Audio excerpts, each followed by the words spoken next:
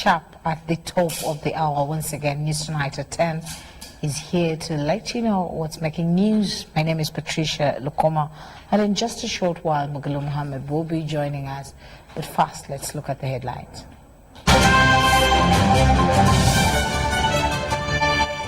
Tonight, 7 killed on Lake Albert boat. In Katonga, Nagalama police charges Dr. Desiree. And in Kenya, President Uhuru Kenyatta assures investors of war against corruption. And in sports, Rugby 7th man team ready for Africa Championship.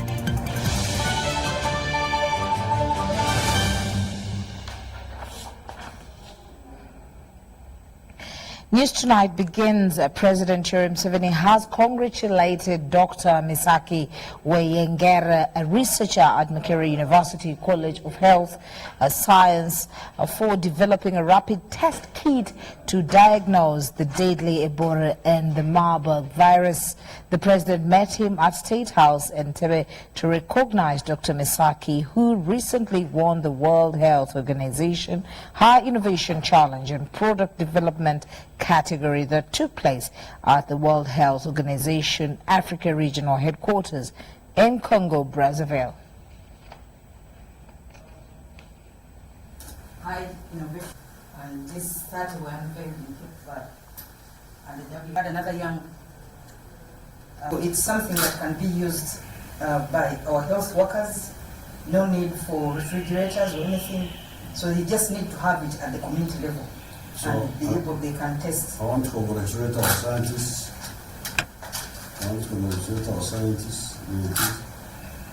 Because they are really working up and producing a lot of products. Now my appeal to, we can fund them. It's not that we don't have money. It is the issue of prioritization. Just starting ourselves with something and putting money in the right place. These people have products that can bring a lot of money because they are products which go to the core of many human problems. They are talking about the hemorrhagic fever, TB, AIDS, all those human afflictions, which, as we know, have got a huge need in the world. Now, UPDF's Air Force has passed 18 jet fighters pilots to increase the number to about 120. The 18 defense pilots were passed by President Yoweri Museveni Kaguta in Gulu at Gulu Airport in Gulu District. This kind of jet fighting skills for many Ugandans are normally witnessed in foreign acted movies.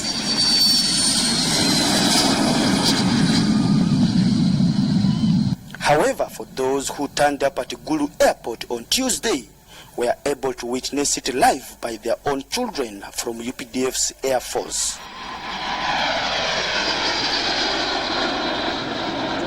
The 18 pilots have been undergoing the pilot training for 8 years and have been trained by Bulgarian instructors. President Yoweri Kaguta Museveni, who passed out the pilots, commended UPDF for such progress in air fighting skills. I congratulate them and I wish them good luck.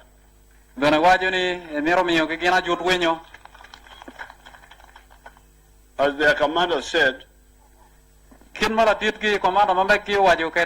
what is crucial now is for them to remain healthy,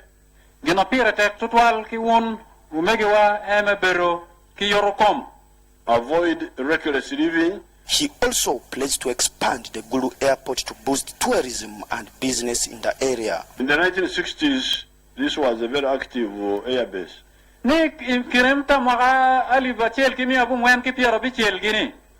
Gulu Airbase enene badege eneno badege moma no tiema badege duong ye makonyepe. But during the years of trouble, it went down. Ikarama dok pinyo beru marai dong luengi kingo gini badege ni utugito to mama konye bepe ma waliele no dong chok chok ke bigoro ne. So we are now bringing it back. Ento ende tika wajani ni chaka tien kombeti ma ene ti boduni badege ni do cherio. And this airport, we are going to redo it so that it can even take international planes. The newly 18 passed-out pilots have now increased the number of Uganda's jet fighter pilots to about 120. On behalf of the Air Force, it's an opportunity to once again massively thank you for your guidance and support of the Air Force in our journey of streamlining, professionalization, of training and modernization of UPDF capabilities in order for us to execute our constitutional mandate. We pledge our determination and zeal to execute our mandate. For UBC TV News, I am Philip Aguta in Igulu.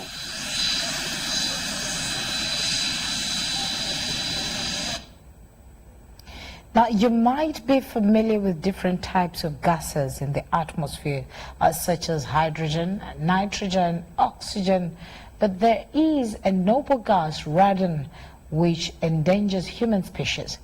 This gas is concentrated in areas with high volume of uranium. Let's hear more from this report. To communicate to the public about radon. The Atomic Energy Council is interesting members of staff in the existence and occurrence of a radioactive, colorless, odorless, tasteless, noble gas termed radon. And as representatives from government agencies whom we think have a stake, a responsibility to play. This gas formulates after continued decay of uranium, which occurs naturally in soil and rocks. Radon gas can be detected in areas with high concentration of uranium, heat, poor ventilation in homesteads, and cracks of buildings. First of all, you can increase the airflow system, the ventilation system, so that the radonic gas which enters in the house can move out of the house. Two, if there are any cracks in the building from underground, should be sealed, so that the radonic gas is sealed off, doesn't build up. But it's important for them also to know that it exists and it has health effects. Currently, there are no radon detector machines in the country. There is limited information of the occurrence of radon. However, there is something to worry about this type of gas. We've seen that if you're exposed to radon, you have higher risk of suffering from lung cancer, depending on the concentration and how much you are exposed. So lung cancer, people who are at risk are those ones living in places where there are high levels of radon. The Atomic Energy Council, on the other hand, plans to take part of a survey to ascertain the concentration of radon in the areas where it is anticipated to be high. This will include tourism caves, water sources. This information will help in the formulation of policies that could save many from suffering complications. Mtonyi Hilda and Ivan Kahwa for UBC. Nagalama Police Station has charged former Forum for Democratic Party Change President Kizza Besigye with holding an illegal assembly and inciting violence. Besigye was arrested with 3 others yesterday at Nakawa. While addressing the media at Katonga, Dr. Kizza Besigye said they formally communicated to police and there was no justification to stop the meeting. Yesterday, police cordoned off Nambole Stadium and arrested a number of Forum for Democratic Change party leaders and supporters who had turned up for the conference. According to party president Patrick Amuria Toboy, this action will not stop them from organizing conferences with or without police permission. The party is to hold its 15th birthday at the same venue. We are going to go through the formalities of informing the police about our intention, and we'll go about our business with or without the clearance of the police. And in doing this, we do not fear for our lives. As former Forum for Democratic Change Party President, retired Colonel Dr. Kiza Besigye was invited by the party leadership to Nambole, the venue had been changed to FDC party headquarters, Najana Nkumbi, and was heading there. Police intercepted them, first at Chireka, then Nakawa, and arrested Besigye and 2 others. Totally by surprise, because I was facing in front, this water cannon truck was behind, and all of a sudden, it was like I was hit by some kind of block or something heavy. That also, of course, meant that I got some injuries to my legs against the rim of the open roof. But the injuries are fortunately soft tissue injuries. I did not get any injuries to my bones.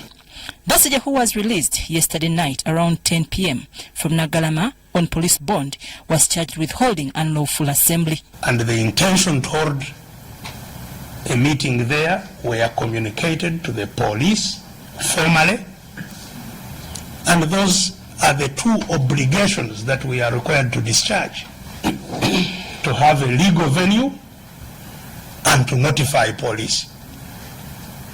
And these were certainly done. People Power Movement, started by Chad Dondo East Member of Parliament Robert Chagulanyi Sentamu, has launched students' movement with over 700 members across all universities and tertiary institutions countrywide. This is aimed at having students continue connecting and supporting one another in pursuing the vision of People Power Movement, which should be a cause for this group of intellectuals. This is the sugar that we have mixed. So I'm asking, kasukari geko oba tuongereko? Amani geko oba tuongereko? Again, there are many ways also to betray this cause. Outside too. In Uganda we say, abamu balya, abalala batya. Okay? You can betray this cause by being either scared or compromised, or both. The students' wing of People Power Movement is led by Roy Semboga. The agenda for this meeting was to establish a coordination center in each and every institution of higher learning in Uganda. We have reached out to around 247 institutions, and this movement has come at a time when students from different universities like Makerere and Chambogo are opposing policies they claim to be unfair to their success in education. I'm Nafka Farida and Helen Barbara reporting. The Commission of Inquiry into Land Matters will stop receiving complaints and resume investigating matters concerning land starting 9th November. This has been disclosed by the inquiry chair, Justice Catherine Bemgemerere, during an interaction on land matters with judicial officers in Entebbe. On the 8th of December 2016, the President appointed the Commission of Inquiry into the effectiveness of the law, policies and processes of land acquisition, management and registration in Uganda. This follows a number of land complaints registered with the marginalization of the poor. The 2.5 years have been spent by the Bamgemerere Commission investigating problems concerning land matters, as well as looking for recommendations of land management. We need to develop upwards. That is real land management. So, when we were asked by the President to take up this task, we knew from the beginning it was going to be an onerous task, but sometimes we didn't envisage just how tough it could be. Addressing judicial officers in a seminar organized by the inquiry to find ways on how land can be managed, Justice Catherine Bamgemerere said they have tackled issues regarding land tenure, the national policy, land tribunals, among others. That as we come to the end of our term, we have done all we could with whatever we heard. Justice Catherine Bamgemerere says they are in the process of writing a report. We also had the issue whether there should be special courts or special procedures. We are going to look very deeply into that. The issue of tenures, as you can see, is very tenuous. I mean, the judicial officers particularly are still thinking very much around this area. But it won't stop us from discussing it until we find what the real problem is. Is the answer in collapsing tenures so that we have 1 or 2 or 3 defined tenures? She highlighted the challenges they have encountered. It's been a roller coaster experience. Have you been to a roller coaster? the Texan Giants. So you go up. Some days you are elated and everything is going really well. Sometimes it takes you down and you think your intestines are going to drop out. We've been through this with you, members of the Fourth Estate. I must say I really thank you for standing by us. For the pending cases, Justice Catherine Bamgemilili said they are to post the cases to the organs that suit best for them. We cannot do anything beyond the 9th. We're also going to stop, obviously, registering complaints because that is also part of the public work we're doing. Investigations will stop. So everything that we are doing regarding public sittings, public hearings, locus visits, and all these things will have to end on the 9th. The Land Commission has shared experiences, mechanisms, and identified challenges faced by the land sector. Sudat Kai, UBC. Police in Masaka have arrested 3 suspects believed to be part of the gang that has been terrorizing residents in the district. It is alleged that the trio has been targeting people from the bank. The arrested include Sadi Lawrence, a resident of Namasua in Kampala, Akagizibwe John of Makere Central, and Kabuye Medi of Lubaga Division, still in Kampala. Their arrest follows a tip-off of security personnel who followed them after residents complained about their behavior. They were nabbed as they tried to rob someone who had just come out of a bank.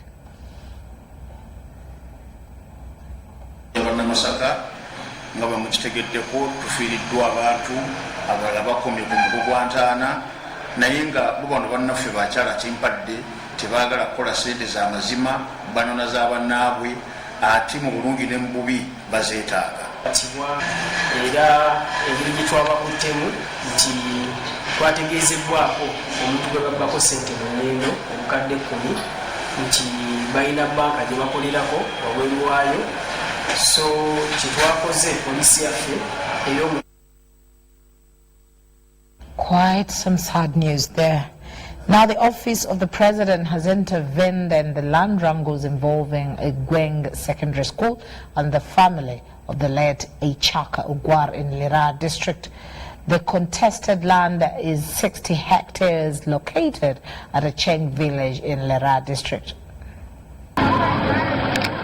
It's over 6 years when the administrators of Late Ikaka got into a conflict with the management of a Gwang secondary school in Lira district over land. The family alleges that in 1989, the late Ikaka allocated 20 acres of his land to the school administrators, but since his death in 1996, the school silently shifted the demarcations. The late Ikaka gave some 20 acres of land to a Gwang secondary in 1989. Ichaka died in 1996, leaving 20 acres to a Gwang secondary school and 40 acres to his family. However, in 2002, the management of Gwang trespassed Ichaka's land and occupied it. There is a pending case in the High Court as the office of the president steps in to mediate. No, the status quo. The meeting at Agwan Secondary School was attended by local authorities, but the school administrators stayed away. Ocheng Edward Sunday from the office of the president at the land desk headed the team to this meeting. The purpose of the meeting was 1, to sensitize them about the Land Act, and 2, for a fact-finding meeting. After sensitization, unfortunately, this Agwen Senior Secondary School Board of Directors did not come. Martin Akwile, grandson to late Ikaka, explains the two groups failed to agree on the said land. Land is shrinking population is growing, and as population grows, there is need for the land. And as there is need for the land, if there is any dispute, it is good to put these people, the two parties, down, and then they can mediate them and give them the right way. Former Member of Parliament in the area, Geoffrey Amarudin, was among those who attended this meeting, and in the end, he resolved to seek another engagement. I've not heard from you. It's time for us to break off from the more news. Stay tuned.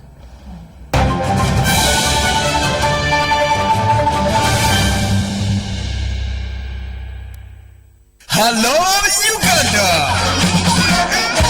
We introduce to you the first and ever My Right to Play Christmas Kids Festival 2019. Let the kids feel the Christmas Eve on the 21st of December at the Legend Sports Ground in Lugogo. Entrance is 10,000 shillings only and parents free. Bring your child and have an opportunity to play, sing, dance and discover their talents. Mujje tuyingira amazaalibwa nga abato basanyusa bato bannaabwe. Muleete abaana bammwe banyumirwe, banywe, bazanye. Kino kigenda kubeera kijjabe. Proudly sponsored by Legends Sports Ground, UBC TV, Star TV, U24 TV, Star FM, Magic 100 FM, UBC Butebo, Marketing, UMC Victoria Hospital, and Ideas Workshop. Bw'oyagala omwana okuyimba kuba ku ssimu eno.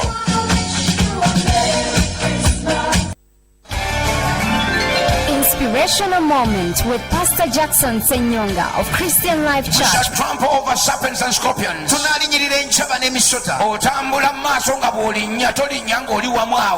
tread as you walk forward. You don't stay stationary.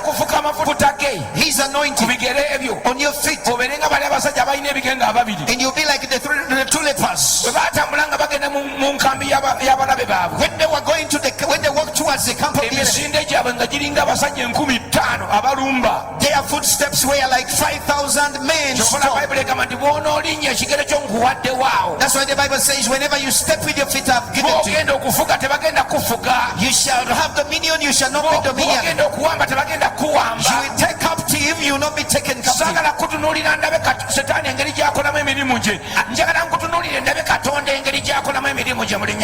I look at you, I don't want to see how the devil's been working in you, but I want to see how the Lord is working.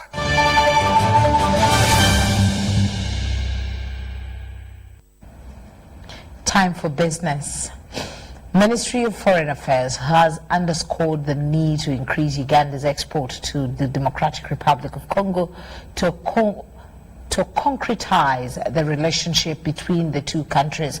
Foreign Affairs Minister Sam Kahamba Kutesa wants to improve cross-border trade between Uganda and DRC through creation of awareness among trade and investment stakeholders.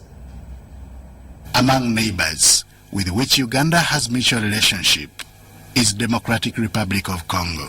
As of 2018, Uganda's exports to DRC stood at $533 million US, formal trade at 221 million, as informal trade stood at 312 million. This is market potential that Uganda is seeking to maintain. We need to work on the power and ICT connectivity along border communities, non-tariff barriers. These are the challenges that we face if we are to facilitate trade between our two countries. In doing so, the growing importance of simplified trade regime will offer further simplified preferential treatment of cross-border traders with a consignment of less than $2,000 US. We manufacture over 10,000 blankets in a day, in a month, and only consume 3,000. And so the low-hanging fruits that we have and we hope to get here is that we'll get access to market and sell these blankets that we manufacture in our country, and the ceramic tiles and many other products we manufacture. I can clearly see that we have clear long-hanging fruits that as a country we are ready and excited to pick, and we hope for better collaboration with the Democratic Republic of Congo. The upcoming Uganda DRC Business Forum is a platform worth welcoming for the business interests of the two nations. Above all, we have a joint permanent commission which is very vibrant. It's a very vibrant framework for cooperation where both our countries have held a number of meetings and agreed on a number of areas for cooperation. With already existing cooperation in foreign policy, defense and security, justice and law, Kutesa says the upcoming forum is more than timely. These are our opportunities and frameworks that should enable our business people to do business and make it easier for them. Lessen difficulties in terms of taxes, lessen even difficulties in non-tariff barriers. So because we have these agreements, these are beautiful frameworks. Under the theme, promoting bilateral trade, investment and connectivity for mutual peace and prosperity, the forum will bring together business communities, government officials, and other professional bodies. Henry Okrut, UBC. Still in business, State Minister for Sports Charles Bakabulindi has advised students to embrace ICT in order to create employment after school. He was handing over 50 computers to 5 schools in Mukono district. Education and Sports Charles Bakabulindi has urged the students to shift from analog to digital systems. He encouraged them to study ICT because all the necessary information can be found there, including research books. This is the beginning of the long journey of knowledge, accumulation and skills development. I like my colleagues from Techno. He said, we'll be coming back to add on, not to take, not to prepare what is for you. You understand that statement? You will be coming back to add on. Meaning, please handle them carefully. Use them in a proper way. Don't spoil them. They are not for decoration. They are for purpose. Bakabulindi made the remarks while handing over 50 computers to 5 schools in Mukono district. Chiva Zong, Managing Director at Techno Uganda, says that the students are the future of Uganda, and if given proper ICT facilities, they will become entrepreneurs to create more jobs for the country. We want to give back, return the society, and especially the youth, the young generation. So that is why we come with this idea, digitalize the future. We want the internet, the IT, no longer, a dream for most people. Cleopatra Chuhire, Public Relations Manager, StarTimes Uganda, says that StarTimes believes in giving back to the society. Cleopatra points out that the 50 computers they are giving out today are as a result of corporate social responsibility. At StarTimes, we believe in supporting any cause that wants to give back to society or see that the youth are developing or learning something or being given something that will help them grow. So we are here and we're going to hand over the computers that were a result of the Techno Heroes in Color Run event that we did in September. The head teacher in Miyango College, Constantine Mpuga, urged government to consider recruiting more computer science teachers in schools and provide free internet services to them. I'd like to call upon government to only giving schools computers. I appreciate that they've already given us computers and we thank them very much, but we also pray that government continues building computers to schools. Computer science teachers are also scanty in schools. We would love that the government recruits more computers, more computer teachers to teach in schools. The 5 beneficiary schools were Namirango College, Kasao SS, Sapolo Kagwe SS, Kasana Vocational School, and St. Charles Rwanga SS. Story compiled by Tanaba Kenneth for UBC News.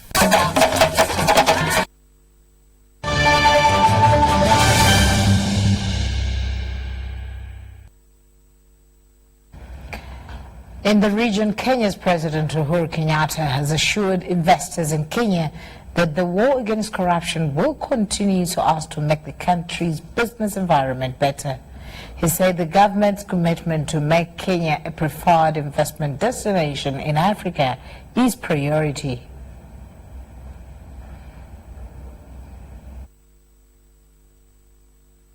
Recognizes the very critical role played by the private sector in driving not just our economy but innovation, which holds the key to job creation and its contribution to tax revenues that we need to finance public services and public investments. So we therefore seek to anchor our long-term economic ties on a strong platform of business-led partnerships to promote investments while at the same time driving trade. As formative as we could, and the gains have not been evenly shared. Compared to U.S. reality is that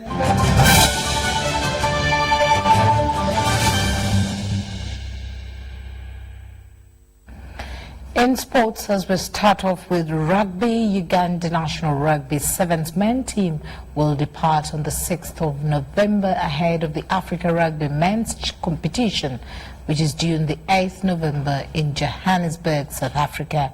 3 officials and 12 players will represent Uganda on the continental contest.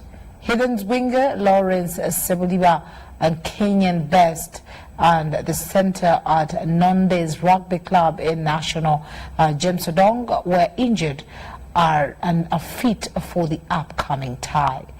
Others on the team include team captain Michael Okarach, and then France best Philip Wokarach, Adrian Casito Isaac, Massa Pius Ogena, and then Joseph Aredo will lift Uganda's flag head.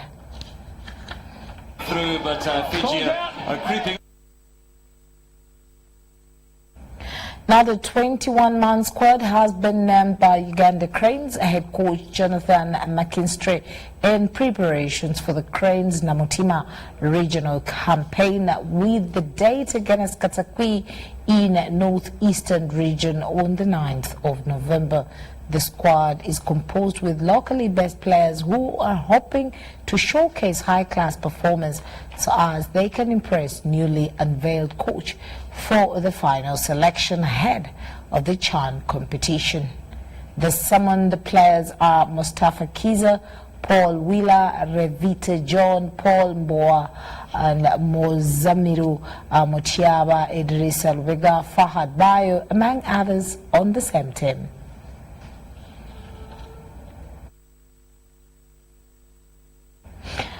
Well, once again, that does bring us to the end of news tonight. But before we do sign out, let's have the weather forecast with Alex Semper.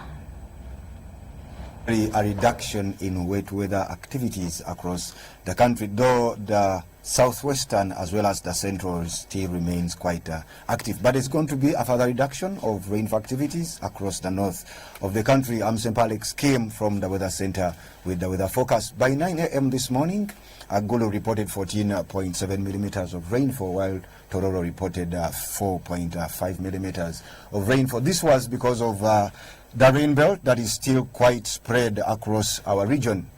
However, tomorrow morning we do expect most parts of the country to have sunny intervals apart from areas along the Lake Victoria Basin, including Gulu. However, in the afternoon, we do expect a continuation of wet weather activities along the Lake Victoria Basin that stretch towards the southwestern of the country. The rest of the country will hang on to sunny intervals. Temperatures are expected to range between 30 degrees Celsius in Karamoja region to 24 degrees Celsius in Kabale Highlands. If you're expecting to travel, we do expect Nairobi and Moscow and Paris to have chances of rainfall. Moscow is expected to be quite cold at only 10 degrees Celsius as a daytime high. That concludes it for today. For more information, log on to our website. I'm St. Alex Kim. Thank you, Alex Kim. It's time for us to have a recap on our headlines.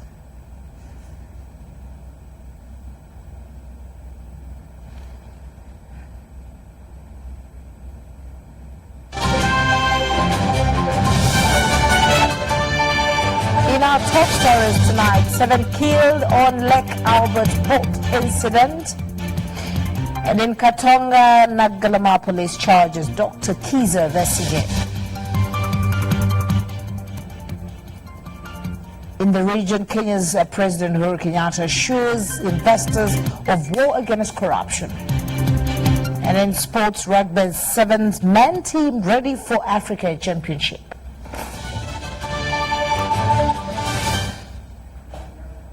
Again, it has been a pleasure. My name is Patricia Lukoma.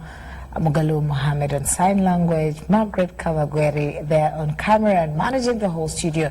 From the entire news team, it's a good night, but UBC continues. Keep it.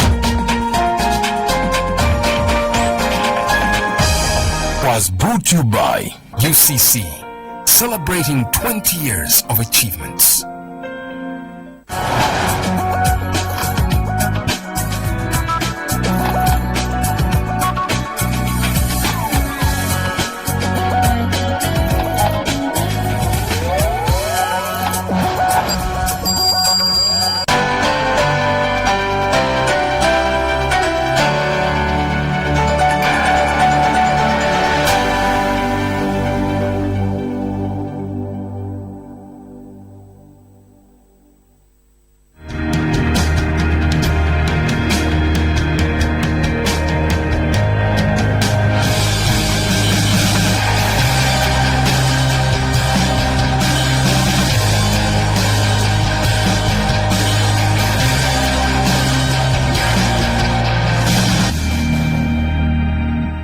Friends, welcome to our program. May God bless you abundantly. May God take care of you and your family. May you be blessed wherever you go and prosper. We are here to show you solutions. I have a special invitation for you that have some kind of love life problem. You are single and would like to get married. You are dating someone but are not able to get married as well. This coming Thursday, we have a prayer for love life. Watch now this testimony. At the Universal Church of the Kingdom of God. I'm called Oramshan Alfred. I used to do a lot of things in this world, like addicted to alcohol, addicted to betting, addicted to masturbation, addicted to visiting witch doctors. When I cannot take alcohol in a